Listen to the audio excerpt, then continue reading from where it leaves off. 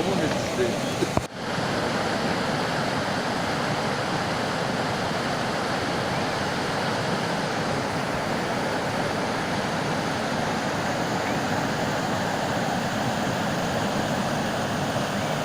Yani bari hop hansa çok şaştan sumo. İyiyim siyahat.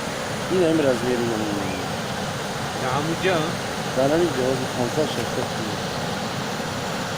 Hansa çok şaştan sumo. Önemli. Biraz veri bari hop siyahat. Kırşı çantaya gitsin. Şu iyi.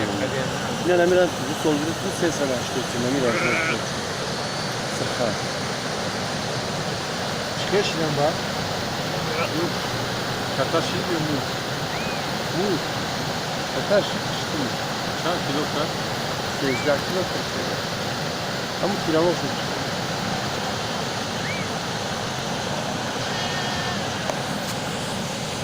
Yine biraz meyve, kanser, troş, şaşsat, somon, barat, yine barat. Ya şitrik, zaştagi, ya kayıt, kapı uçak şoktesi.